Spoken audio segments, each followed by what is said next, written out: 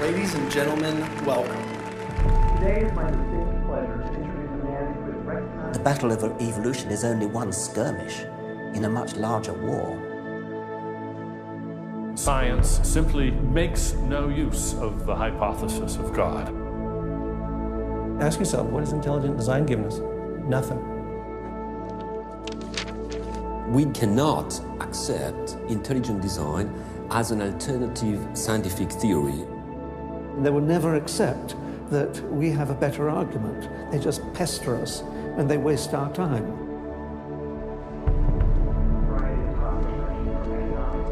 Civil rights, to how to ruin your life in 10 easy steps.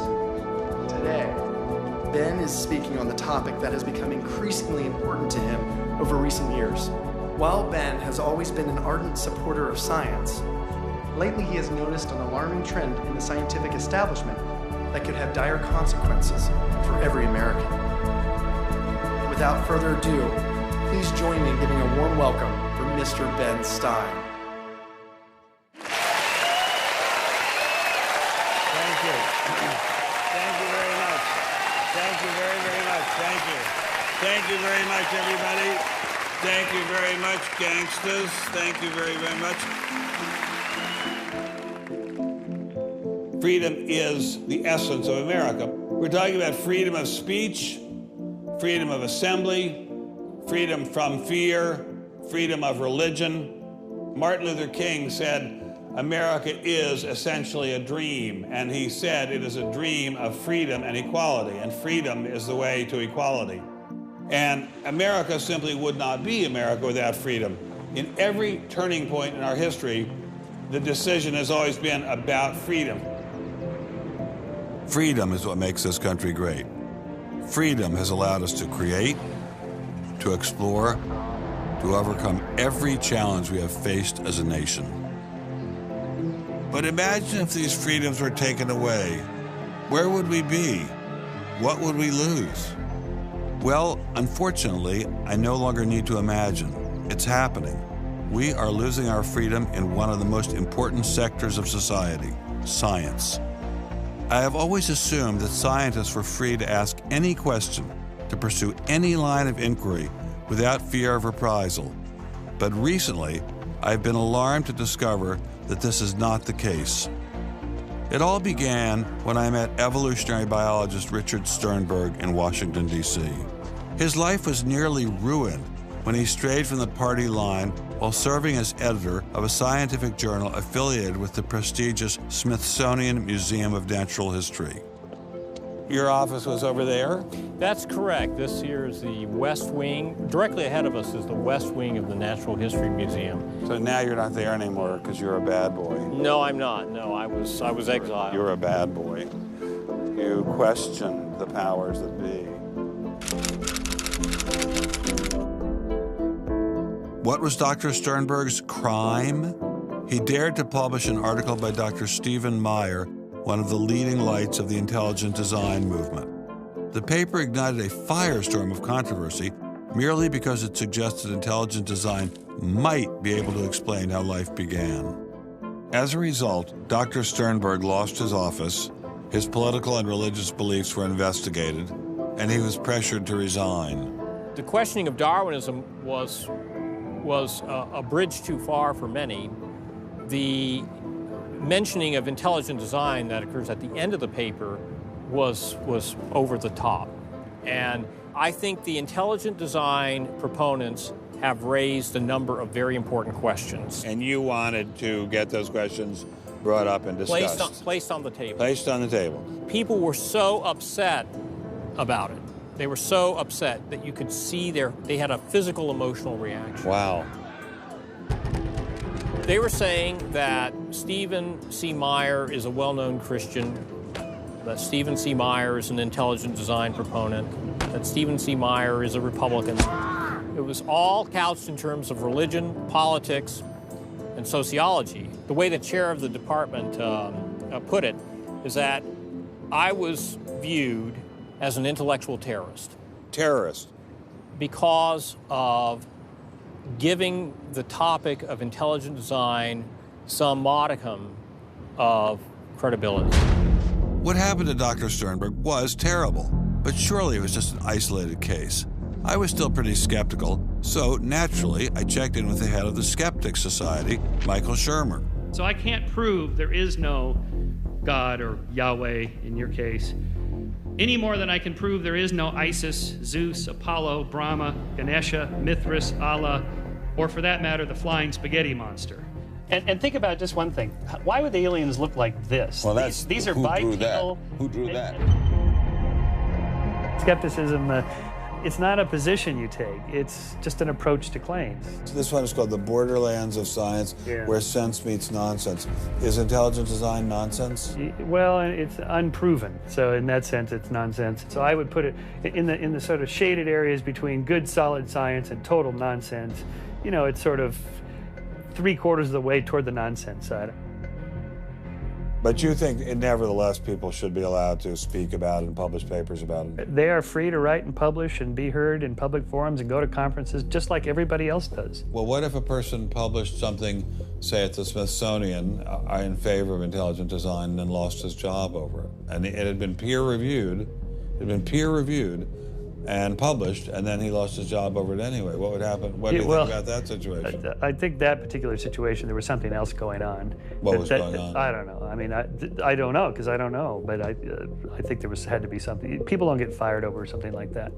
You roll up your sleeves, you get to work, you do the research, you get your grants, you get your data, you publish, and you work your butt off, and that's how you get your theories taught. Well, but wait a minute. What if you try and roll up your sleeves and go to work and work your butt off, and they say, well, we're going to fire you if you even mention the word intelligent design? I don't think that's happening. Where is that happening? George Mason University. Throughout its 50-year history, our mission has remained clear: to prepare a diverse population of students to think and to grow in a climate of unbridled academic freedom. After Dr. Caroline Crocker simply mentioned intelligent design in her cell biology class at George Mason University, her promising academic career came to an abrupt end. My supervisor invited me into his office. He said, "I'm going to have to discipline you for teaching creationism." And I said, I mentioned intelligent design on a couple of slides, but I did not teach creationism. He said, "Nonetheless, you have to be disciplined." At the end of the semester, I lost my job. Not only did this well-loved professor lose her job at George Mason, she suddenly found herself blacklisted, unable to find a job anywhere. So whenever I interviewed for a job, I would be offered it, usually on the spot. Since this has happened, and since people can Google my name, I'm finding that when I send my credentials, I do get interviews, I get many interviews, but I never get offered a job. I don't tell them about my science sin. I was only trying to teach what the university stands for, which is academic freedom. There's nothing to be learned in neurosurgery by assuming an accidental origin for the parts of the brain that we work on. It wasn't just biologists who were feeling the Darwinist wrath. When neurosurgeon Michael Egnor wrote an essay to high school students saying doctors didn't need to study evolution in order to practice medicine, the Darwinists were quick to try and exterminate this new threat. A lot of people on a lot of blogs called me unprintable names that were printed. There are a lot of very, very nasty comments. Other people suggested that people call the university I work at and suggested perhaps it's time for me to retire. I realized when I kind of went public with my doubts about the adequacy of Darwin's theory that I would encounter criticism. What has amazed me is the viciousness and the sort of baseness of it. I'm an old guy, I have tenure, I'm academically safe, but the young people and what is happening to them in America right now because of this scientism gulag is really terrible. Apparently, Professor Marks was not as safe as he thought. A few months after this interview, Baylor University shut down his research website and forced him to return grant money once they discovered a link between his work and intelligent design. In order to attract grants, you have to market yourself. So you put up sites and call yourself labs and groups and things like that in order to get visibility. And in my entire experience in academia, I never went to any superior and asked them any permission to put up any of these labs. So the fact that this was singled out, let alone shut down, is jaw-dropping. It's astonishing. I have never been treated like this in my about 30 years in academia. Shut up, you freak! I say shut up! It's a madhouse! If you peel back the onion, I think that there is no doubt that the center of this is my work in what some would call intelligent design. People really get emotional about this. Whenever you say intelligent design in a room of academics, them's fighting words. Creationists. Astronomer Guillermo Gonzalez found himself in a fierce shootout with Iowa State University following the publication of his book, arguing that the universe is intelligently designed. Despite a stellar research record that has led to the discovery of several planets, his application for tenure was denied, putting his career in jeopardy. I worried about my tenure a little bit in 2005 when the petition was being circulated because I viewed that as a strategy of Hector Avalos and his associates to try to poison the atmosphere on campus against me because he knew I wasn't tenured yet and I was very vulnerable. I have little doubt that I would have tenure now if I hadn't done any professional work on intelligent design.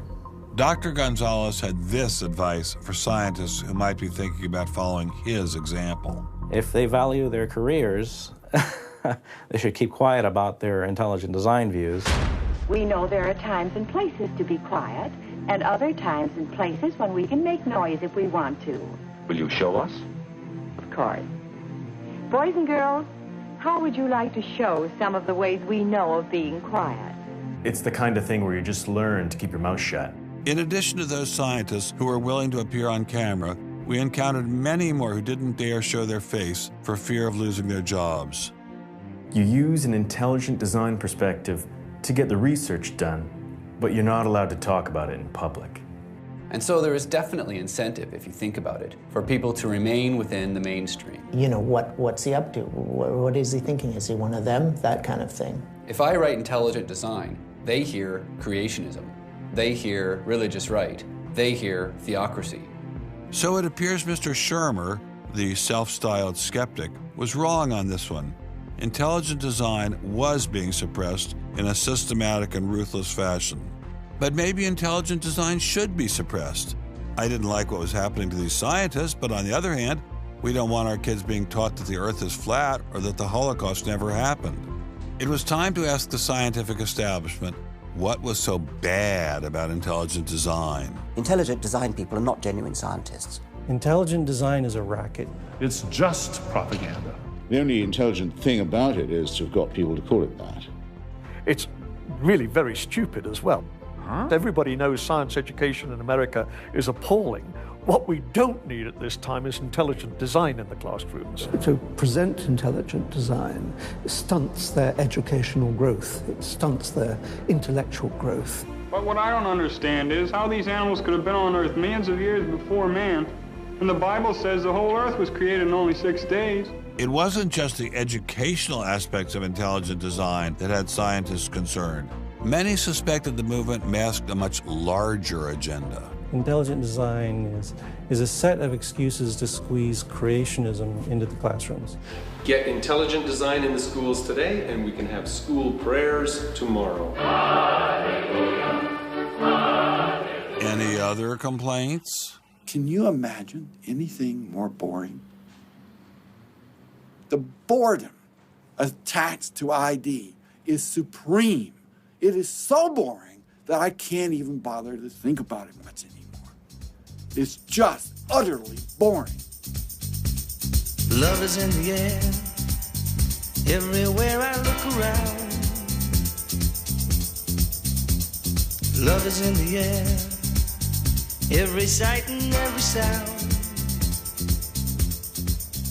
Love was in the air, all right, but none of it was directed toward intelligent design. There seemed to be a lot to hate about ID, and nearly all of that hatred was focused on one place.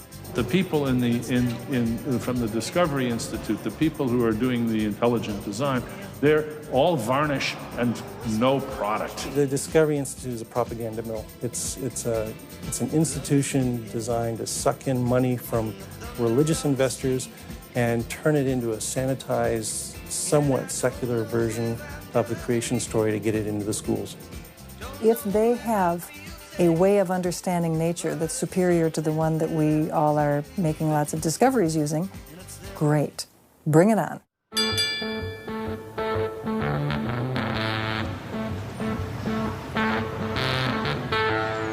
We are really, really lost. I think it's on 3rd. I think it's on 3rd. I think it's down there. I have no idea where this place is.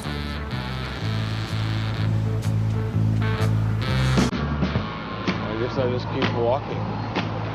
Do you have any idea where the Discovery Institute is? Have you ever heard of that? Never heard of it. Okay, thank you. How are you, sir? I'm good. Yourself? Good. Do you have any idea where the Discovery Institute is? Discovery Institute. Not a clue. Discovery Institute. Thank you. It's very kind of you to offer. Welcome to Seattle. Thank you, sir. It's got to be this whole building. Yes, where is the Discovery Institute, please? Discovery Institute on the 8th floor, suite 808. Okay, very good. Aha! Success at last. Aha! We found you. Are you Bruce Chapman? I am. How are you? I'm Ben Stein. Well, very kind of you to have me here. Well, I'm delighted to meet you. Can I look around and see your offices? Absolutely. Do you just have this floor, or do you have several other floors as well? No, this is it.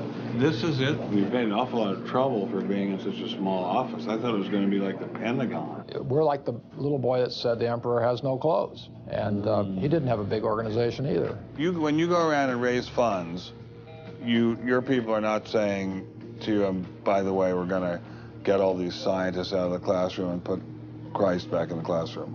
Well, I don't know that Christ has ever been in the science classroom. This is not a religious argument. This is something that people, we have fellows who are Jewish or agnostic or various other things. There are people, there are Muslim scientists. There are people of all kinds of backgrounds who agree that Darwin's theory has failed. And so why would you bring religion into it? You don't need religion. This is a red herring, Ben. People who don't have an argument are reduced to throwing sand in your eyes. Well, if the Discovery Institute could get its wish about this subject, what would your wish be? Well, on this subject, as on others, we'd like people to be able to have a robust dialogue and even a debate where the evidence, the best evidence, but in this case, the best scientific evidence is made available to people. Well, surely no one questions there should be a debate.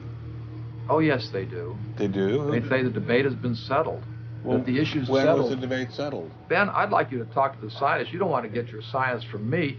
Mr. Chapman claimed ID had nothing to do with religion. So why was my first stop Biola University, formerly known as the Bible Institute of Los Angeles? Your own personal Jesus,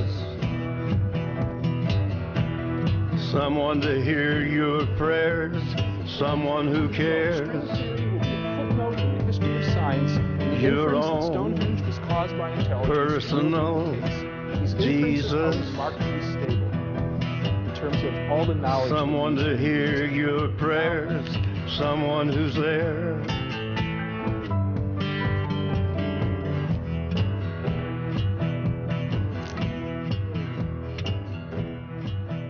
How much money have you ever gotten from Jerry Falwell? $0. How about Pat Robertson? 0. Are you a minister? No. Are you a priest? No. Pastor? No. Youth pastor? Oh, I did teach Sunday school once. Has this all been resolved? I mean, aren't we all Darwinists now? Except for a few cranks like you? Well, it's a funny thing that questions that aren't properly answered don't go away. This question is loaded with all kinds of political baggage, but one-on-one at a scientific meeting after the third or fourth beer, my experience has been that many evolutionary biologists will say, yeah, this theory's got a lot of problems. So you're meaning to tell me that there really is a debate among scientists about whether or not evolution occurred? Well, evolution is a kind of funny word. It depends on how one defines it. If it means simply change over time, even the most rock-ribbed fundamentalist knows that the history of the Earth has changed, that there's been change over time. If you define evolution precisely, though, to mean the common descent of all life on Earth from a single ancestor via undirected mutation and natural selection, that's textbook definition of neo-Darwinism, biologists of the first rank have real questions. But the modern theory of intelligent design is just microwaved creationism. I don't think that's the case. Creationism, properly understood, begins with the Bible and says, how can I fit the Bible into the data of science? Intelligent design doesn't do that. Intelligent design is the study of patterns in nature that are best explained as a result of intelligence. So intelligent designers believe that God is the designer? Not necessarily. Intelligent design is a minimal commitment scientifically to the possibility of detecting intelligent causation. Dr. Nelson didn't sound like a crazy person, but I still suspected ID was nothing but reheated creationism. My next stop didn't seem like it was going to alleviate those fears. I didn't crawl out of the ocean, I didn't come from no monkey. But science tends to forget evolution's just a theory. They present it in the textbooks and on animal TV. Like it's fact, but tell me, were you there 12 million BC? Evolution is from an intelligent design perspective, is perfectly acceptable if the sense is that how did the design get implemented? The issue is there real design there, and are these material mechanisms like natural selection, are these adequate to account for everything we see in biology? And our argument is no, it's not. But Darwin produced all this evidence from his travels and his studies at the Galapagos that evolution explained things. If you look at the history of science, people often have a good idea and then they decide just to run with it. And they say, we're going to apply this everywhere. And so Darwin takes his idea of natural selection and says, I'm going to explain all of life with it. I mean, physics used to be Newtonian physics. Newton was physics. And then we got to look to Einstein, general relativity. It's not, Newton isn't enough. Well, I think likewise what we're finding with Darwin is that he had some valid insights, but it's not the whole picture. Okay, Darwinism may not be the complete picture, but what made these guys think they had the missing pieces? I put this question to Dr. Stephen Meyer, author of the paper that originally got Dr. Sternberg in so much trouble. It's hard to believe that this little town is the headquarters of giant Microsoft. which enabled Mr. Gates to become fantastically rich. Maybe that's what Steve Meyer's doing here. Maybe this is somehow going to make him fantastically rich. We'll pin him down like a butterfly on a butterfly board. Butterfly on a killing board. Coffee shop straight ahead. Newton is buried in the geniuses corner at Westminster Abbey, right? That's correct, yeah. Darwin is also buried in Westminster Abbey. Right, and so is Darwin. Right near each other, right? And you're here in Redmond in a little building without a sign, right? And you're obviously an incredibly smart guy, but how dare you challenge someone who's buried in the geniuses corner next to Newton at Westminster Abbey? Well, it may seem a little cheeky, but it's what scientists are supposed to do.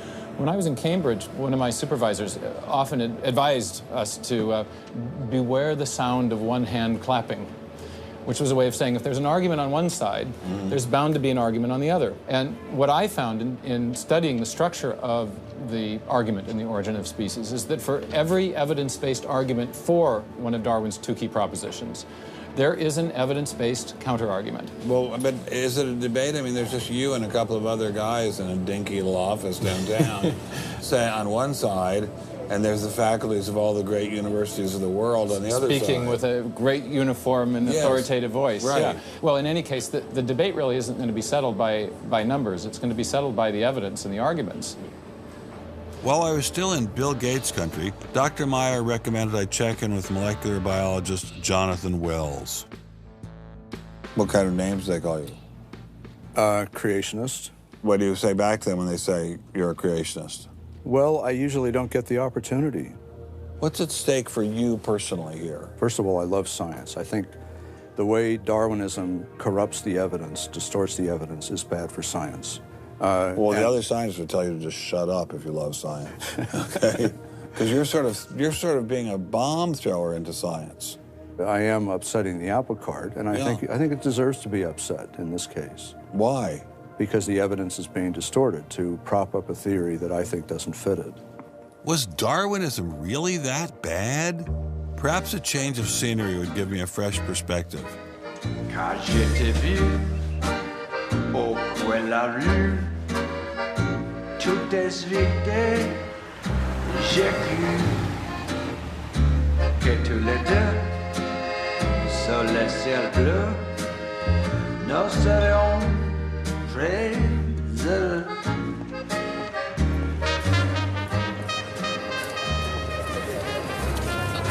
Mr. Berlinski, I assume? Mr. Stein. How are you, sir? So where are you from originally? I was born in New York. Yes. Spent 31 years in Manhattan. Yes. And I spent a lot of time in California, too. And tell me all the various universities where you studied or taught. No, I was at Princeton, then I had a professorship at Stanford, and then I left Stanford, and I taught at Rutgers. I left Rutgers, and I taught at the City College in New York. I left the City College of New York. I taught at the Baruch College. I taught at San Jose. What did you teach at Baruch College? Anything they wanted. Come on in. Thank you, monsieur. What an old building. Wow. It's the oldest in Paris. You're kidding. Merci, monsieur. Ah, je vous en prie, monsieur. Merci. Wow, this is fabulous. Let's put it this way. Before you can ask, is Darwinian theory correct or not, you have to ask the preliminary question, is it clear enough so that it could be correct?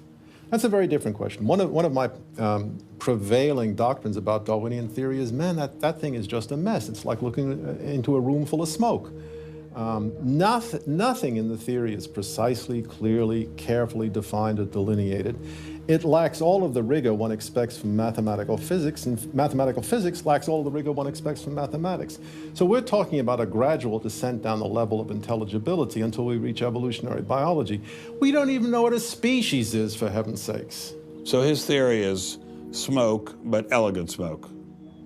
There's a certain elegance to it, but you know, I think Einstein had the appropriate remark. He preferred to leave elegance to his tailor. A room full of smoke? That certainly wasn't what I was hearing from prominent Darwinists like Richard Dawkins. Evolution is a fact. It's a fact which is established as securely as essentially any other fact that we have in science. Richard Dawkins is so confident that evolution is a fact and that therefore God doesn't exist that he has devoted his entire life to spreading the evolution gospel. I'm an atheist with respect to the Judeo-Christian God because there is not a shred of evidence in favor of the Judeo-Christian God. It is completely right to say that since the evidence for evolution is so absolutely, totally overwhelming, nobody who looks at it could possibly doubt that if they were sane and not stupid. So the only remaining possibility is that they're ignorant, and most people who don't believe in evolution are indeed ignorant. But the people I spoke with weren't ignorant. They were highly credentialed scientists. So there had to be something else going on here. So you think the whole theory of evolution is false, or just certain parts of it? Well, again, evolution is a slippery word. I would say minor changes within species happen. But Darwin didn't write a book called how existing species change over time. He wrote a book called The Origin of Species. He purported to show how this same process leads to new species, in fact, every species. And the evidence for that grand claim is, in my opinion, almost totally lacking. How does Darwin or Darwinism say that life began? Well, he didn't know, and in fact, nobody knows. So Darwinism, strictly defined, starts after the origin of life and deals only with living things. Well, how can there be a theory about life without a theory about how life began? Well, a grand overarching evolutionary story, of course, does include the origin of life, but Darwin's theory doesn't begin until you have the first cell. Well, does someone have a theory about how life began?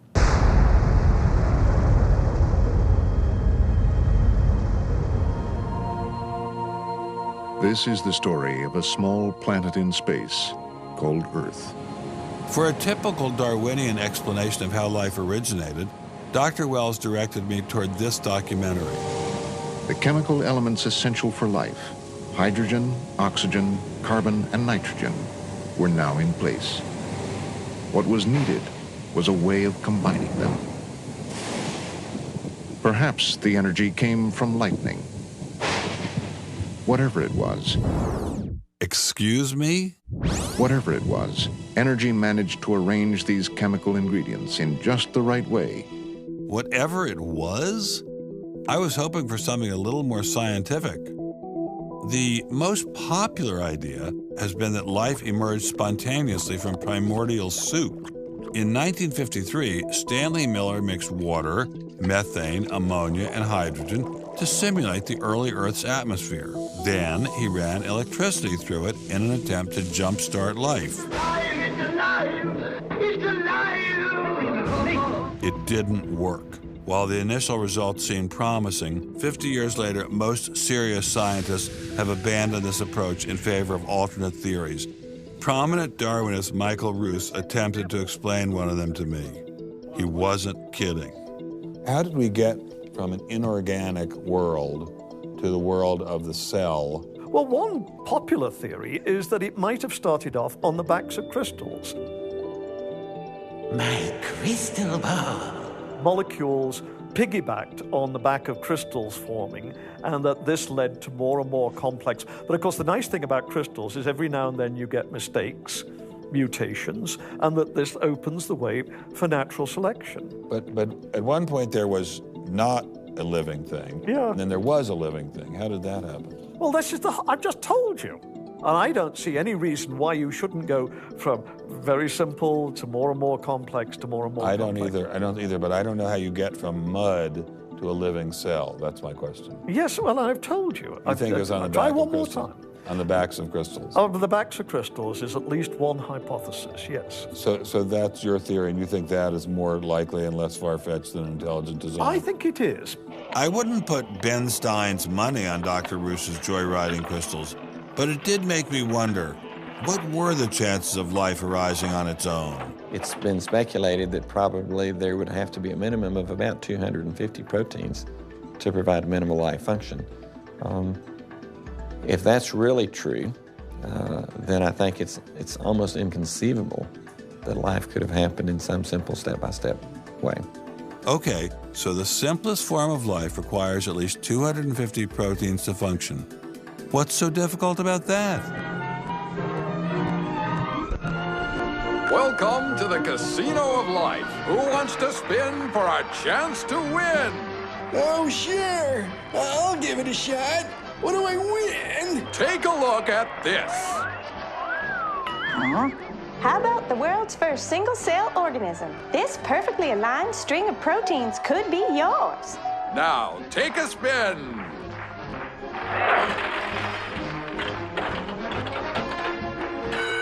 I won! Tina, tell him how many times he needs to do that to win the prize. 250. That's right, folks, and all in the correct order. But that's impossible. We've heard that before, haven't we, Richard? Come on, Mother Nature, do your thing. You stupid machine! I hate you!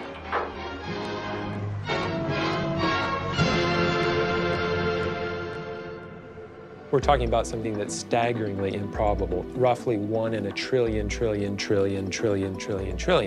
Let all of life choose a million, a trillion. The number is essentially zero. Something has to skew nature to choose the ones that work. So, in the game of life, it looks as if the house always wins. Luckily, some serious scientific minds have figured out a way to beat the odds. Directed panspermia. When faced with the overwhelming problem of the origin of life, Nobel Prize winner Francis Crick proposed this theory, that life was seeded on Earth, which basically means aliens did it. Crystals? Aliens? I thought we were talking about science, not science fiction. We don't know what caused life to arise. Did it arise by a purely undirected process?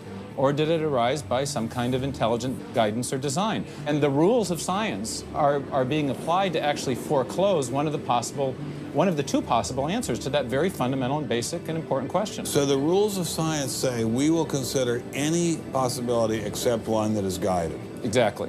No matter how life began, on the backs of crystals or in the test tube of some intelligent designer, everyone agrees it started with a single cell. But what is a cell? Let me ask you a question. Yeah. Darwin wrote The Origin of Species in 1859, published it in 1859. He had an idea of the cell as being quite simple, correct? Yeah, everybody did. Okay. If he thought of the cell as being a Buick, what is the cell now in terms of its complexity by comparison? A galaxy. If Darwin thought a cell was, say, a mud hut, what do we now know that a cell is? More complicated than a Saturn V. So what is in a cell as far as we know now? A world that Darwin never could have imagined. I needed someone who could give me a glimpse into this world. So we went to molecular biologist Doug Axe. Think of a cell as being a nanofactory, a factory where, on a very small scale, digital instructions are being used to make the components of the factory.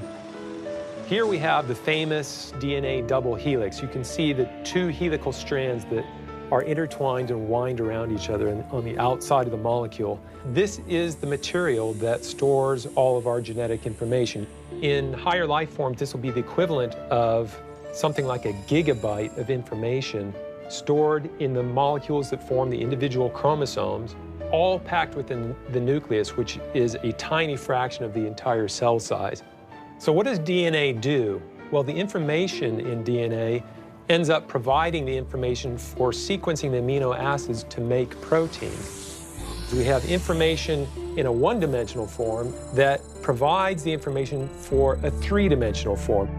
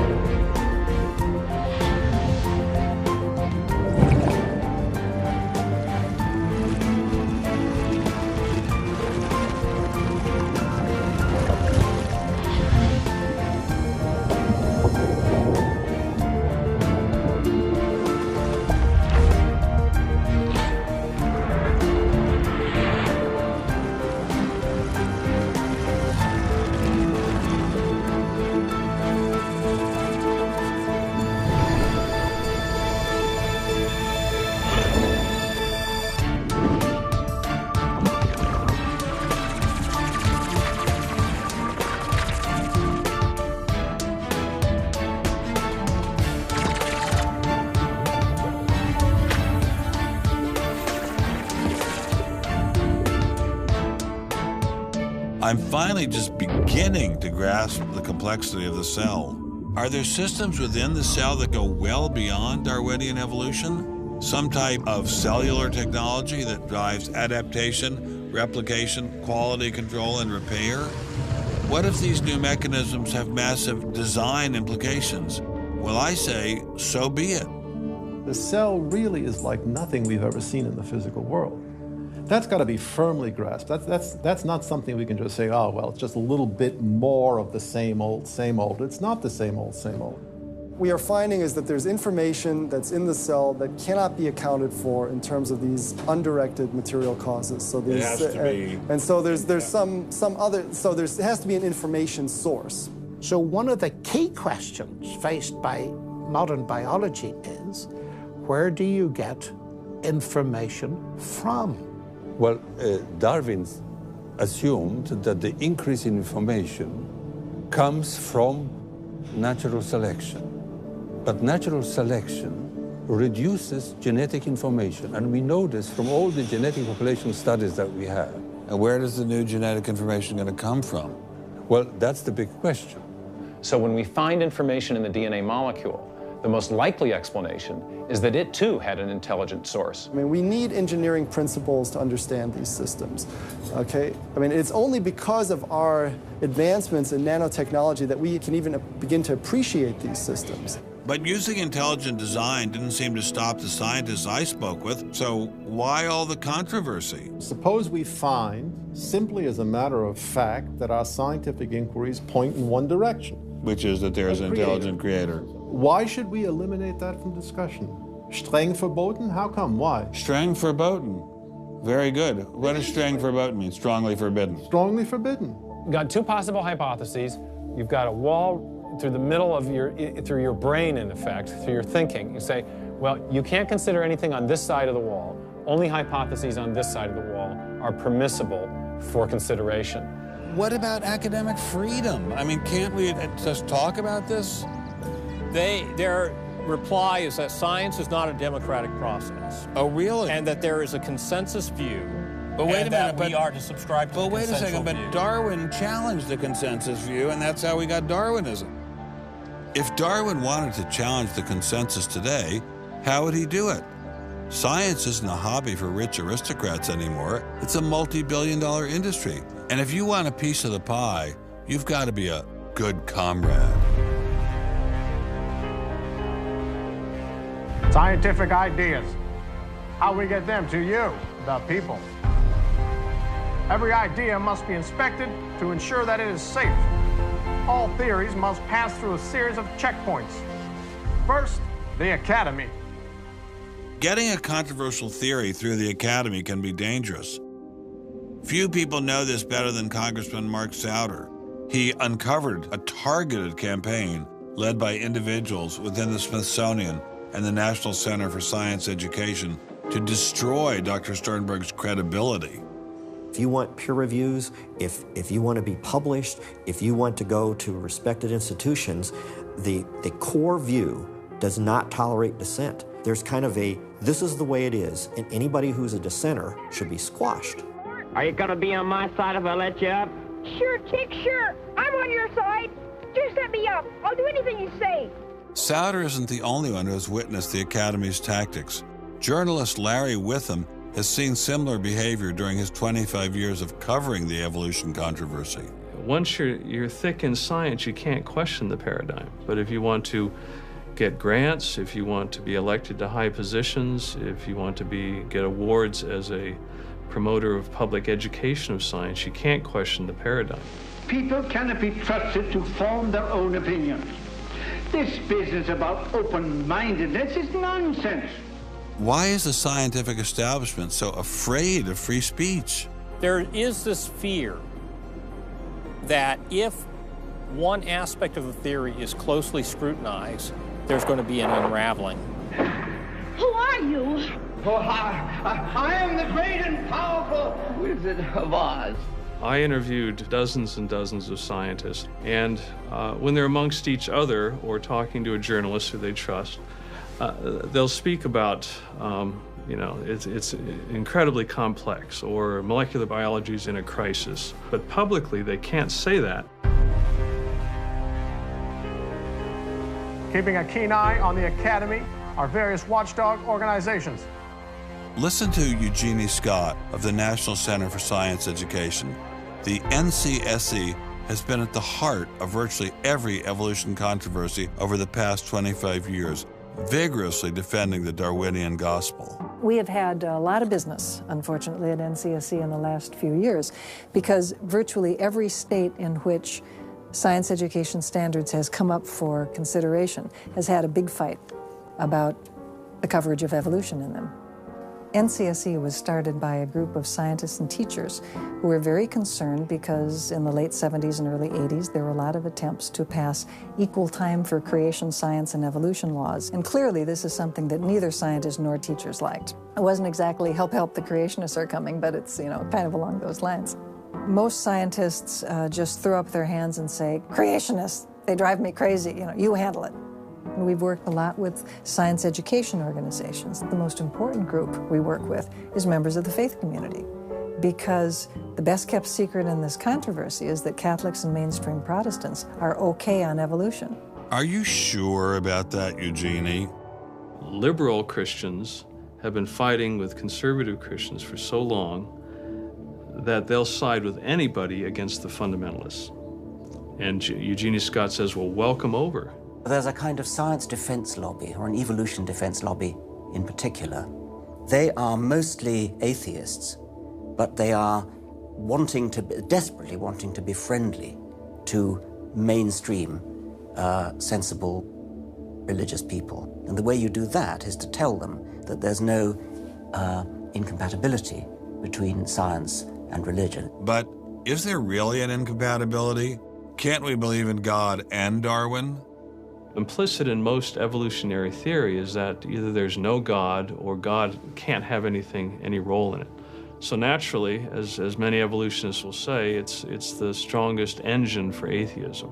If they called me as a witness, and a lawyer said, Dr. Dawkins, has your belief in evolution, has your study of evolution turned you towards atheism? I would have to say yes. And that's the worst possible thing I could say for winning that court case. So people like me are bad news for the science lobby, the evolution lobby.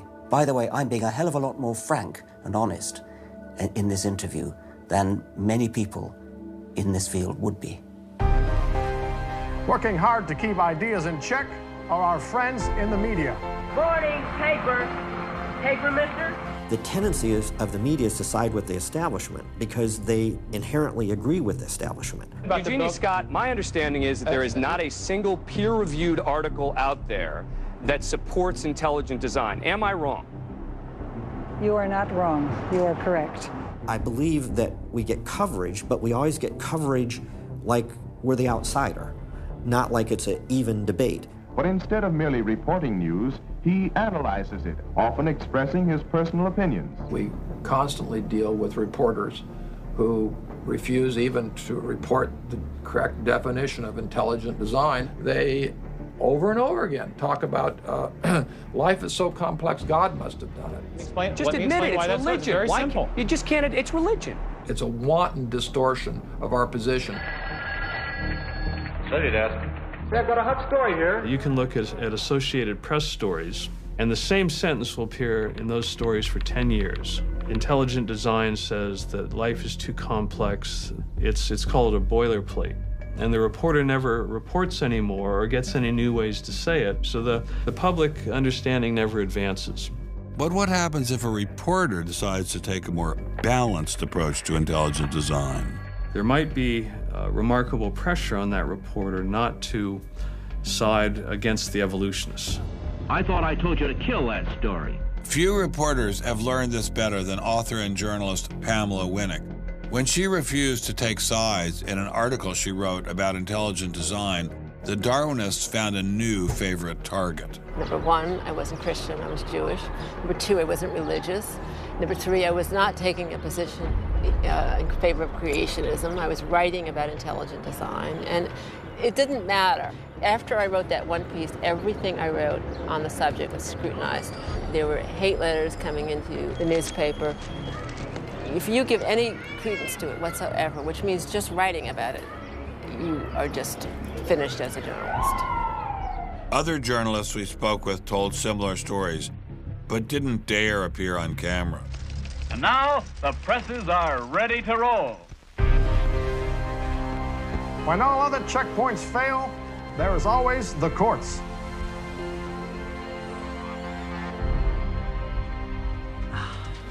We have spent an enormous amount of time trying to prove to the court what everybody already knows, that intelligent design is a particular religious belief. But I thought scientific questions were settled by the evidence, not by taking people to court and suing them. How do other countries deal with such disputes? Dr. Marcy Giertuk, a population geneticist who now represents Poland in the European Parliament, was able to shed some light on this topic. The censorship of teaching criticism of evolution is and always was much stronger in, say, in your country, in the United States, than it ever was in Poland. Why? Why would the censorship? That is because you have a political correctness in your country. These issues are brought to court, and the court says what you can and what you cannot teach. We want to know what you teach, what books you use, how you teach it. We never had that sort of way of deciding scientific issues in Poland. We never had the courts involved. So you are saying that as far as the teaching of science is concerned, Poland is freer academically than the United States? I think in this particular issue of evolution, I think this is true. But how effective are the courts in deciding such matters? What about the general idea that intelligent design is doomed as a result of several recent legal setbacks? I think court cases don't decide anything. I mean, if you look at the Scopes trial, who won that trial? It wasn't the evolutionists. I mean, it was the Tennessee law was upheld, barring evolution. And yet, in the popular imagination, Scopes is the hero. Inherit the Wind, that movie, which is really bogus history based on the Scopes trial, has carried the day. These issues go much deeper than any decision by a judge. The evolution debate does seem to run much deeper than the courts, much deeper even than science. To generate this level of hostility, ID must threaten something at the very core of the Darwinian establishment. The entire globe is today the site of a momentous conflict. It is the challenge of ideas.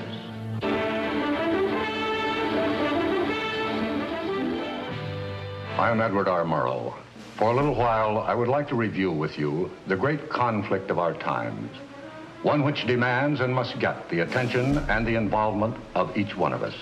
This conflict over the principles of evolution has become a religious war. It really is no longer about scientific investigation. It is total competition with an antagonist who is putting into it everything within his capability. The situation has reached a point where many of evolution's top apologists have switched from defending Darwinism to attacking religion in what they see as a bid to stamp out intelligent design at the source. Richard Dawkins is the best example of this. His recent book, The God Delusion, has sold over 1 million copies worldwide. The God Delusion is my long-expected, long-worked-on, full-frontal attack on religion. To me, science is about trying to explain existence, and religion is about trying to explain existence. It's just that religion gets the wrong answer. But is Dawkins correct? Are science and religion really at war? For an appraisal of this continuing and protracted conflict, we can go to a reporter who has watched the growing conflict with the perception of a trained military observer. Oxford professor Alistair McGrath, author of The Dawkins Delusion, seemed like the ideal person to answer my question. Richard Dawkins has a charming and very, I think, interesting view of the relationship between science and religion. They're at war with each other, and in the end, one's got to win, and it's going to be science. It's a very naive view. It's based on a complete historical misrepresentation of the way science and religion have interacted.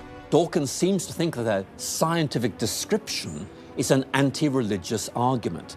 Describing how something happens scientifically somehow explains it away. It doesn't. But the questions of purpose, intentionality, the question why, still remain there on the table. And I think it was just a catastrophic mistake to have someone like Dawkins address himself to profound issues of theology, the existence of God, the nature of life. He hasn't committed himself to disciplined study in any relevant area of inquiry. He's a crummy philosopher. He doesn't have the rudimentary skills to meticulously assess his own arguments. Genius guy, though. Very smart guy. A little bit of a reptile, but a very smart guy. The opposing point of view in this conflict rests on a fundamentally different vision of man. If you have two distinguished scientists, and in fact you can range many more on each side, as you know, saying exactly opposite things, that's telling me that the conflict is not between science and belief in God. Otherwise, you'd expect all scientists to be atheists. But it's a worldview conflict. It's between scientists who have different worldviews. You've got two competing explanations of the evidence. One says design, one says undirected processes. Both of them have larger philosophical or religious or anti-religious implications. So you can't say that one of those two theories is scientific and the other is unscientific simply because they have implications. Both have implications. People who tell you, for example, that science tells you all you need to know about the world, or that science tells you that religion is all wrong, or science tells you there is no God, those people aren't telling you scientific things. They are saying metaphysical things, and they have to defend their positions for metaphysical reasons. What is being presented to the public is, first comes the science, and then comes the worldview. I would want to argue that that may not be the case, that it may actually be the other way around, that the worldview comes first and is influencing the interpretation of science. My deep regret is some people are so deeply entrenched in their own worldviews that they will simply not countenance alternatives. I'm actually a person of the left. And not even a particularly religious person. I think of myself as a kind of humanist. And I think it's sending a very bad message to religious people who are interested in science, that in some sense, in order to do science credibly, they have to leave their religious beliefs at the door. The founders of early modern science, Sir Isaac Newton, Robert Boyle, Johannes Kepler, Galileo, most of these early scientists all not only believed in God, but they thought their belief in God actually made it easier to do science. You can be religiously motivated and you can do good science. And they have more often gone together than not gone together. Admitting our biases is the best way towards rational discussion, which I would welcome. Rational debate is a nice thought, but it's nearly impossible in the current climate. I'd seen the chilling effect that this unquestioning devotion to Darwinism has had on science, but were there other consequences? No gods, no life after death, no ultimate foundation for ethics, no ultimate meaning in life, and no human free will are all deeply connected to an evolutionary perspective. You're here today and you're gone tomorrow, and that's all there is to it. Dr. Will Provine, professor of the history of biology at Cornell University, gave us another disturbing glimpse into where Darwinism can lead. Oh, I was a Christian, but I never heard anything about evolution because it was illegal to teach it in Tennessee. Dr. Provine's first biology professor changed all that. He started talking about evolution as if it had no design in it whatsoever. And I came up to him and I said, "You've left out the most important part." And he said, "If you feel the same way at the end of one quarter, I want you to stand up in front of the students in this class and tell them this deep lack in evolution." And I read that book so carefully, and I could find no sign of there being any design whatsoever in evolution. And I immediately began to doubt the existence of a deity. But it starts by giving up an active deity, then it gives up the hope that there's any life after death. When you give those two up, the rest of it follows fairly easily. You give up the hope that there's an immanent morality. And finally, there's no human free will. If you believe in evolution, you can't hope for there being any free will. There's no hope whatsoever of there being any deep meaning in human life. We live, we die, and we're gone. We're absolutely gone when we die. Dr. Provind is no stranger to the prospect of death. Nearly a decade ago, he was diagnosed with a large brain tumor. Let's suppose my tumor comes back, as it almost certainly will. Well, I'm not going to sit around like my older brother did last year, and he was dying of ALS, Lou Gehrig's disease. He wanted desperately to die, but we couldn't help him die. I don't want to die like that. I'm going to shoot myself in the head long before then. I'm going to do something different. I hope these are empty words for my friend, Dr. Provind, because shortly after this interview was recorded, he learned his brain tumor had returned. I don't feel one bit bad about holding the views that I do. There's not anything in the views I hold that makes me, oh, I wish I had free will, or, oh, I wish there were a God. I don't ever wish that. Dr. Provind's deconversion story was typical amongst the Darwinists we interviewed. Biologist P.Z. Myers, who runs the pro-Darwin, anti-religion blog Pharyngula, says science eroded his faith as well. I never hated religion. I found religion quite comfortable, and I liked the people in it. What led to the atheism was learning more about science, learning more about the natural world, and seeing these horrible conflicts with religion. And it was then, when I discovered evolution, when I discovered Darwinism, that I realized there's this magnificently elegant, stunningly elegant explanation, which I didn't quite understand to begin with. When I did understand it, then that finally killed off my remaining religious faith. After hearing these stories, I was not surprised to discover that most evolutionary biologists share Professor Dawkins' views. It appears Darwinism does lead to atheism, despite what Eugenie Scott would have us believe. And if you separate out the ethical message from religion, what have you got left? You got a bunch of fairy tales, right? I think that God is about as unlikely as fairies, angels, hobgoblins, etc. Religion, I mean, it's just fantasy, basically. It's completely empty of any explanatory content. And it's evil as well. Half the people in this country think that drugs is what you have to regulate to make us safer, and half the people think guns, that's what you got to regulate to make us safer. But I always think if you're going to regulate one thing that has the most potential to cause death and destruction, religion. You got to start with religion, and Religion is an idea that gives some people comfort, and we don't want to take it away from them. It's like knitting. People like to knit. You know, we're not going to take their knitting needles away. We're not going to take away their churches. But what we have to do is get it to a place where religion is treated at the level it should be treated. That is, something fun that people get together and do on the weekend and really doesn't affect their life as much as it has been so far. So, what would the world look like if Dr. Myers got his wish? Greater science literacy, which is going to lead to the erosion of religion. And then we'll get this nice positive feedback mechanism going, where as religion slowly fades away, we get more and more science to replace it. And that will displace more and more religion, which will allow more and more science in.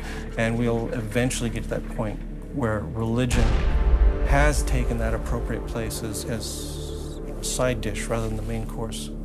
But will eradicating religion really lead to a modern utopia? Let me try to imagine that, and let's let history be our guide.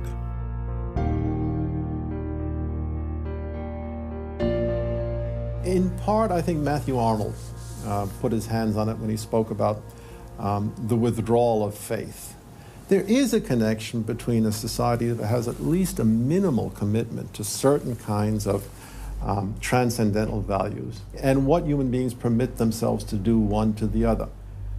That got me thinking, what other societies have used Darwinism to trump all other authorities, including religion? As a Jew, My mind leapt to one regime in particular. The connection between Hitler and Darwin is, of course, historically a difficult connection because they were separated by a good many years. One was English, one was German. Nonetheless, if you open Mein Kampf and read it, especially if you can read it in German, the correspondence between Darwinian ideas and Nazi ideas just leaps from the page. Of course, you have to add every historical caution. Not everyone who read Darwin became a Nazi. Obviously not. No one is making that case. Darwinism is not a sufficient condition for a phenomenon like Nazism, but I think it's certainly a necessary one. This was a connection I had to explore personally.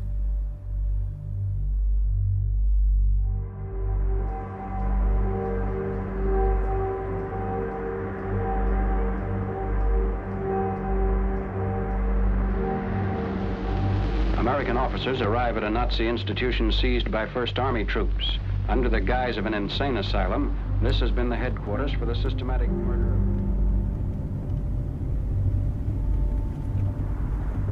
So what is this place? During Second World War, 15,000 people were killed here. Why were they killed?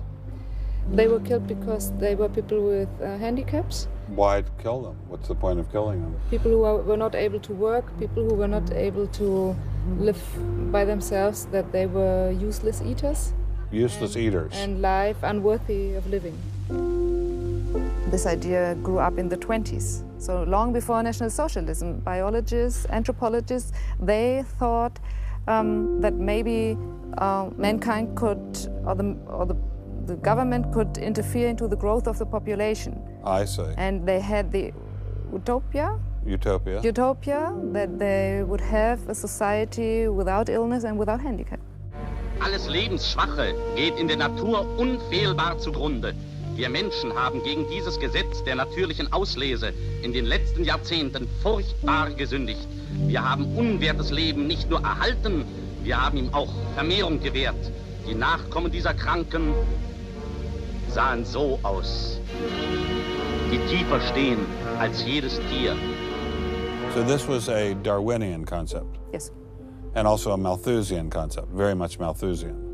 Malthusian? Thomas Malthus, who said that there was a shortage of resources, English philosopher, so there was a shortage. Yes, but the Nazis, they relied on Darwin. They relied on Darwin? Yes, Darwin and German scientists. Patients were led down this hallway to Nazi doctors who decided who would live and who would die. They were accompanied by 15 nurses. Nurses, yes. Nurses, male and female nurses. So nurses were helping lead them to their doom. Yes.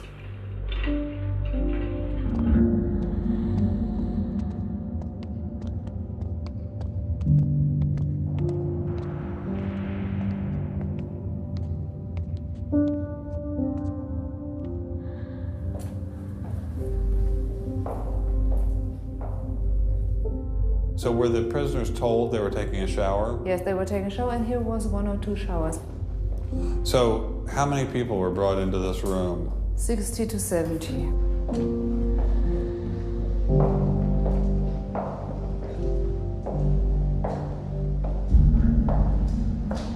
So what is this?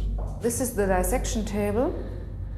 Do you ever think to yourself, the sane ones were the ones lying here having their brains removed?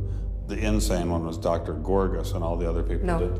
No, I don't think that, because I think those people who killed here, they were very sane, because they had their purposes. They had purposes? Yes. I don't think they were insane.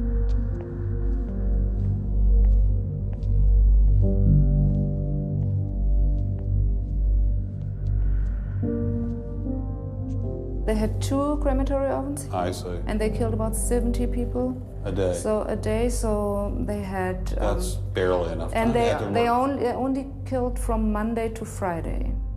So... Because the people who were doing the killing needed to have the weekend off. If you met Dr. Gorgas today, what would you say to him? I don't know. I don't think that it's my role to tell him something.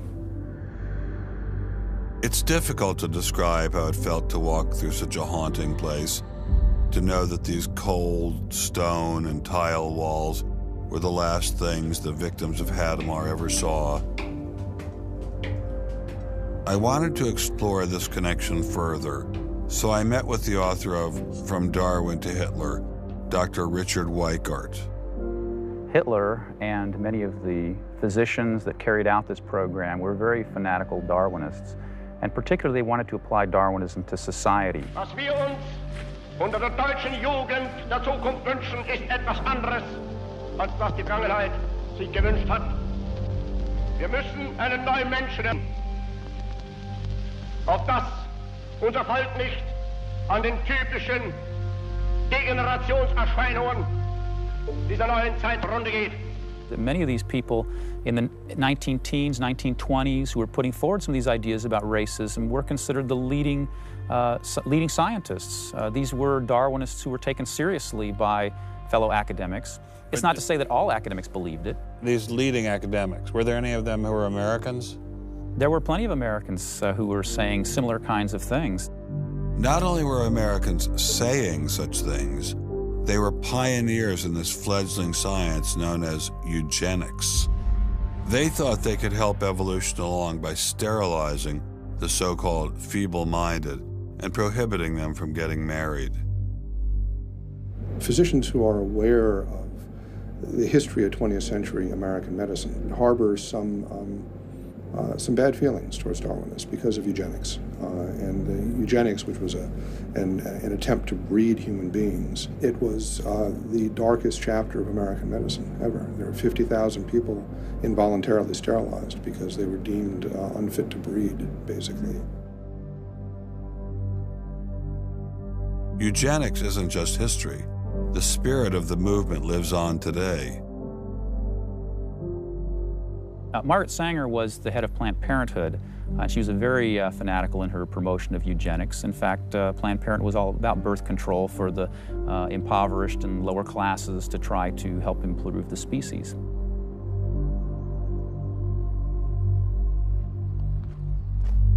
From Hadamar, I traveled with Dr. Weikart to Dachau, where the Nazis applied the ideas of eugenics on a massive mechanistic scale. When it was a fully functioning concentration camp, and what was the purpose of it? I mean, part of it was to repress political enemies. What was the rest of the purpose?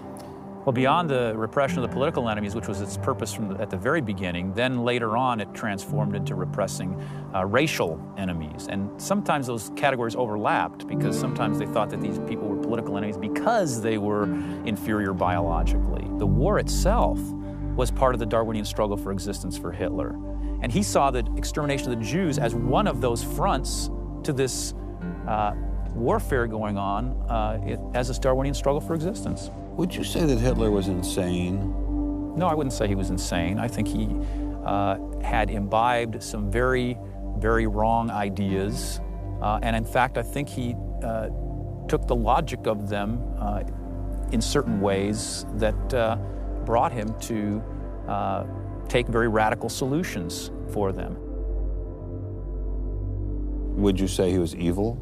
Oh, I'd definitely say he was evil. Is there such a thing as evil? Oh, I think there is. And is there such a thing as good? Oh, definitely. And evil can sometimes be rationalized as science. Oh, sure. And evil can sometimes be rational. When it's rationalized as science, and I think when it's rationalized in this particular way, I think Hitler thought he was doing good. He thought he was doing good? Oh, I think so. He thought he was benefiting. He thought he was benefiting humanity by driving evolution forward and creating a better humanity.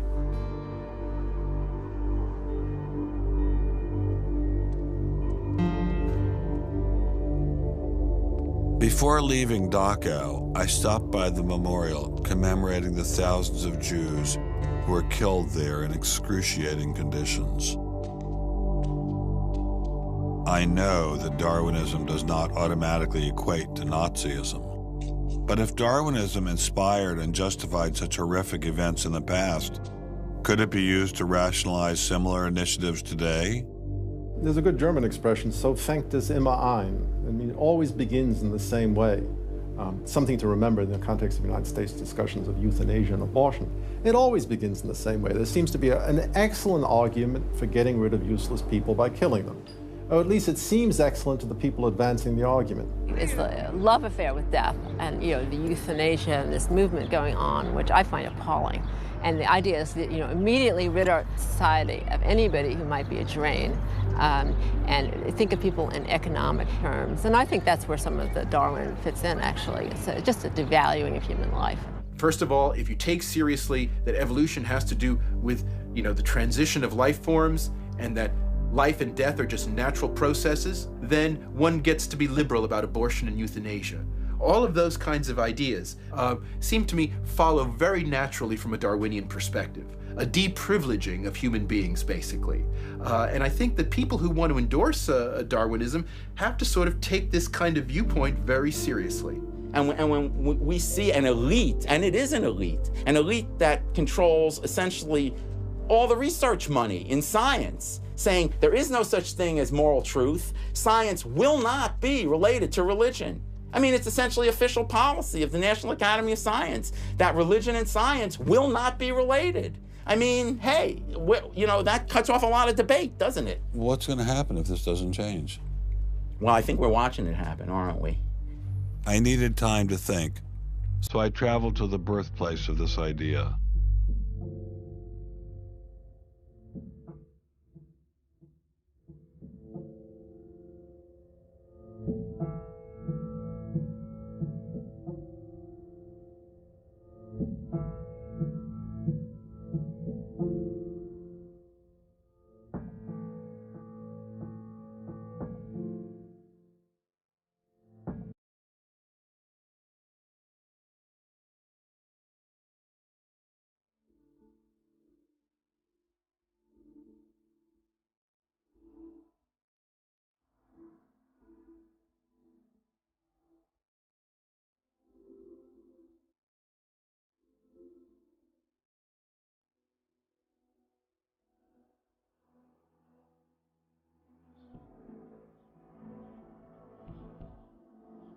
With savages, the weak in body or mind are soon eliminated.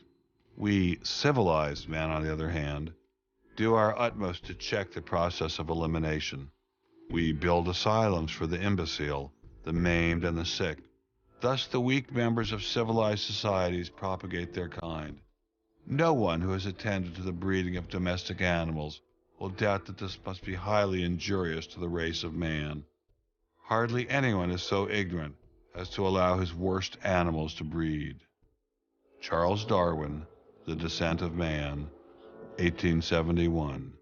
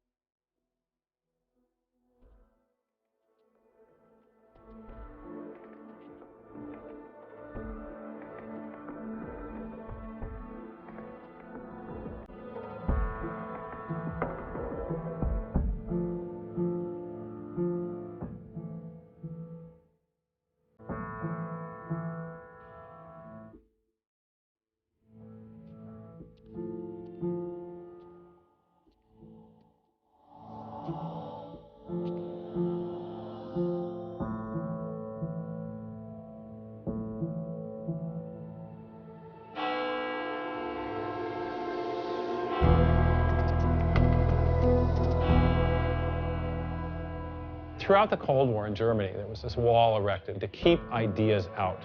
It was erected by people who held an ideology, that were afraid of a competition from other ideas that would come into their society.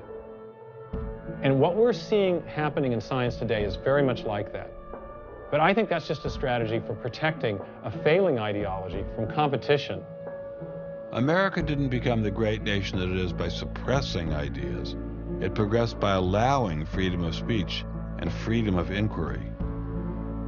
Thomas Jefferson got it right when he wrote, "We hold these truths to be self-evident, that all men are created equal, that they are endowed by their Creator with certain unalienable rights, that among these are life, liberty, and the pursuit of happiness." Hundreds of thousands of Americans have given their lives to protect these values, but now they're under threat once again. It wasn't just scientists who were being expelled. It was freedom itself, the very foundation of the American dream, the very foundation of America. If we allowed freedom to be expelled in science, where would it end? The Darwinian establishment is so massive and so entrenched, it appears impenetrable. I couldn't bring it down myself, but I could at least confront those who had expelled the scientists I'd met. What would you say if you had Eugenie Scott sitting next to you? What would you say to her? I would ask her, by what authority does she and those like her presume to declare what is and is not science? You know, he's sort of made himself martyr of the day. They've gotten a lot of mileage out of, poor Rick Sternberg. And we got lip service from the leadership of the Smithsonian, but I didn't feel they ever followed through. We went into the Smithsonian looking for answers, but we ran into the same stone wall as Congressman Souter. We're not authorized to do this, so you can stop. Come down to the office with you,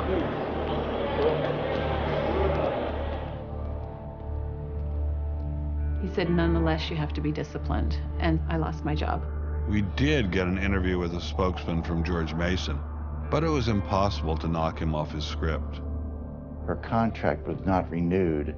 It was simply not renewing her contract, which she's satisfied. Her contract was not renewed, had nothing to do with the controversy of that topic of intelligent design. I have never been treated like this in my about 30 years in academia. We received a similar reception at Baylor University. They refused to admit that what had happened to Dr. Marks had anything to do with ID. Certainly the conversations I've had, this has not, the intelligent design situation has not been the thrust of the conversation. It's a procedural issue, and that's the way we dealt with it. Funny, that's not how Dean Kelly put things in his original email to Dr. Marks.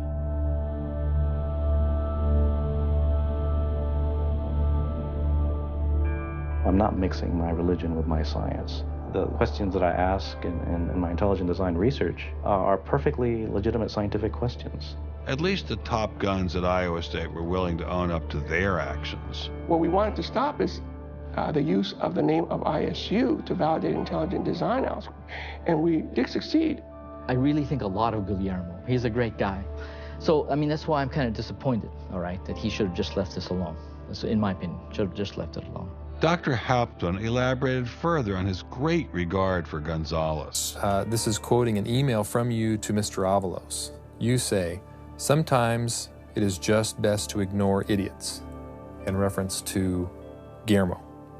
And then the religious nutcases should be challenged at every opportunity. Yeah, because, for example, you... in that case, I'm thinking more of, say, the creationist crowd who claims that God put all the animals on an ark and that's it, all right? That's where all of our animals came from today. That's crazy, okay? You shouldn't be insulting even children with that kind of thing. So these are the idiots, all right? They've always been around. They've always been around. Going after the perpetrators in each of these cases wasn't getting me anywhere. So I reconnected with Dr. Berlinski and Dr. Schroeder to see if they had any advice.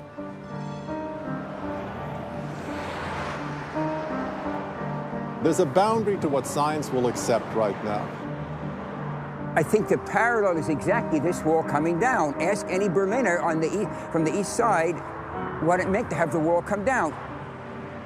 If it is possible to make a break in the wall that will allow academia to ask these fundamental questions that exist and allow them in the science classrooms as well. It'd be nice to see the scientific establishment lose some of its prestige and power.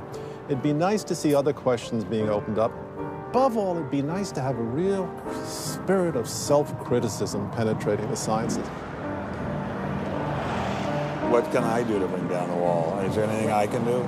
Make it apparent to the world that a wall exists. There are vast numbers of persons who talk about academic freedom. And there is academic freedom as long as you're on the correct side of the wall. But if you're on the wrong side of the wall, as we mentioned a few moments ago, you lose tenure, and that's a given. I took Dr. Schroeder's words to heart. Obviously, I couldn't take down the wall myself, but I could confront one of its modern architects.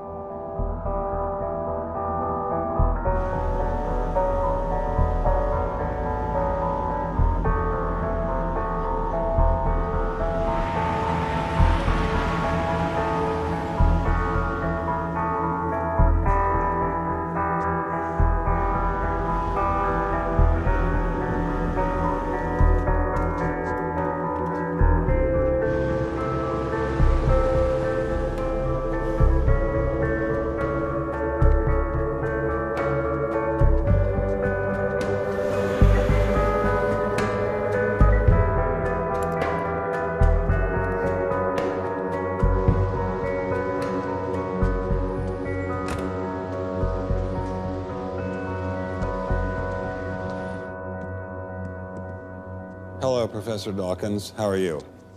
I'm Ben Stein. I'm so sorry to keep you waiting. How are you? Fine, thank you. You have written that God is a psychotic delinquent invented by mad, deluded people. No, I didn't say quite that. I said something rather better than that. Oh, well, please tell us what you said. Please tell us what you said. Well, I would have to read it from the book. No, please. The God of the Old Testament is arguably the most unpleasant character in all fiction. Jealous and proud of it, a petty, unjust, unforgiving control freak, a vindictive, bloodthirsty ethnic cleanser, a misogynistic, homophobic, racist, infanticidal, genocidal, filicidal, pestilential, megalomaniacal, sadomasochistic, capriciously malevolent bully. So that's what you think of God? Yeah. How about if people believed in a God of infinite lovingness and kindness and forgiveness and generosity, sort of like the modern day God? Why spoil it for them? Why not just let them have their fun and enjoy it? I mean, I don't want to spoil anything for anybody. I write a book, people can read it if they want to. I believe that it is a liberating thing to free yourself from primitive superstition. So religion is a primitive superstition? Oh, I think it is, yes. So you believe it's liberating to tell people that there is no God? I think a lot of people, when they give up God, feel a great sense of release and freedom. Why do you think that? I mean, what's your dad? What's your scientist? What's your data? I think, well, I've had a lot of letters saying that, and I've... There are 8 billion people in the world, Dr. Dawkins. How many letters have you had? No, I haven't done that. That's quite true. Professor Dawkins seemed so convinced that God doesn't exist that I wondered if he would be willing to put a number on it. Well, it's hard to put a figure on it, but I mean, I'd put it as something like, 99% against or something. Well, how do you know it's 99%? I don't. Say not 97%. No, I did. You asked me to put a figure on it, and I'm not comfortable putting a figure on it. I think I just think it's very unlikely. What? But you couldn't put a number on it? No, of course not. So it could be 49%. Well, it would be. I mean, I think it's unlikely, and it's quite far from 50%.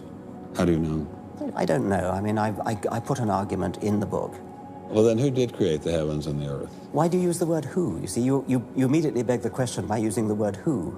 Well, then how did it get created? Well, by a very slow process. Well, how did it start? Nobody knows how it started.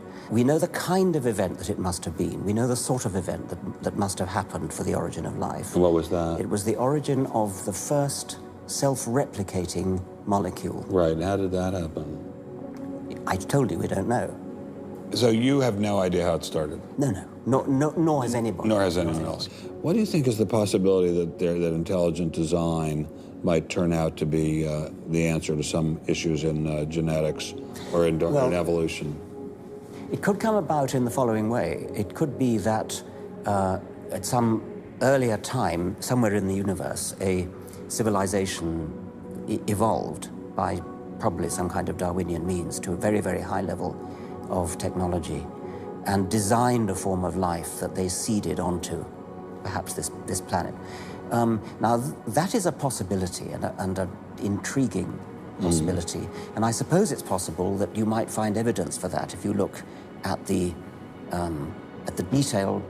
details of biochemistry, molecular biology. You might find a signature of some sort of designer. Wait a second. Richard Dawkins thought intelligent design might be a legitimate pursuit? And that designer could well be a higher intelligence from elsewhere in the universe. Well, but that higher intelligence would itself have had to have come about by some explicable or ultimately explicable process. It couldn't have just jumped into existence spontaneously. That's the point. So Professor Dawkins was not against intelligent design, just certain types of designers, such as God. So the Hebrew God, the God of the Old Testament, he doesn't exist in your view? Certainly. I mean, that would be a very unpleasant prospect. And the Holy Trinity of the New Testament, nothing like that. Do you believe in any of the Hindu gods? Like Vishnu? How can you ask such a question? You don't, right? How could I? I mean, why would I, given that I don't believe in any others? You don't believe in the Muslim God? No. I mean, why do you even need to ask? Well, I just wanted to be sure. So you don't believe in any God anywhere? Any God anywhere would be completely incompatible with anything that I've said. I assume. Yeah. I just wanted to make sure you don't believe in any God anywhere. No. What if after you died you ran into God? He said, "What have you been doing, Richard? I mean, what have you been doing? I've been trying to be nice to you. I gave you a multi-million-dollar paycheck over and over again with your book, and look what you did." Bertrand Russell had that point put to him, and he said something like, "Sir, why did you take such pains to hide yourself?" But if the intelligent design people are right, God isn't hidden. We may even be able to encounter God through science, if we have the freedom to go there. What could be more intriguing than that?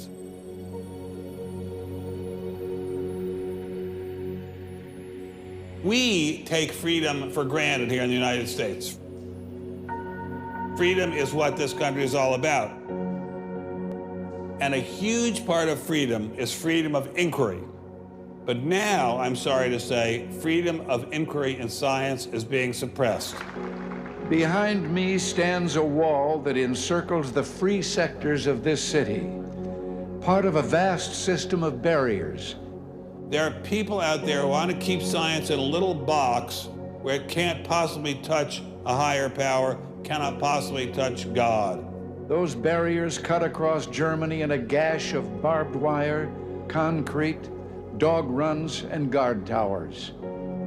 If you believe in God, and you believe that there is an intrinsic order in the universe, and you believe that it's the role of science to try to pursue and understand better that order, you will be ostracized. I'm frightened by this, but I'm not going to let it stop me from investigating and from speaking. The wall cannot withstand freedom. What I'm asking for is the freedom to follow the evidence wherever it leads.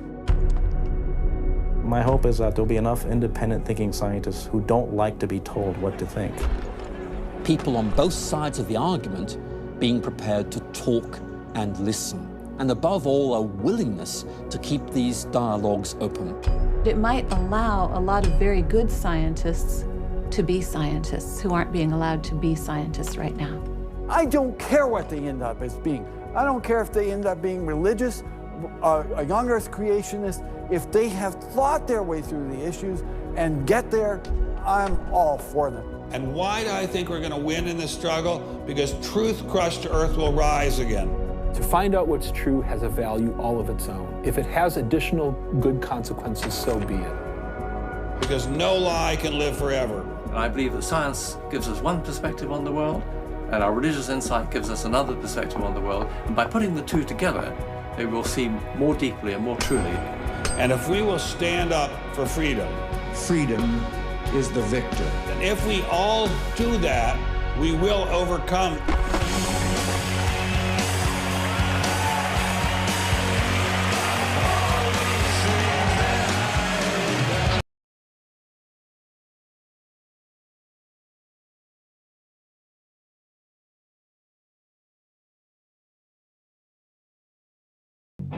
I've taken a first step by speaking out on this issue.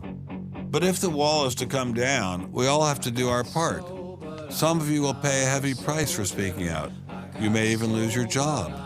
I guarantee you'll get hate email. But if you don't get involved, will anyone be left to care?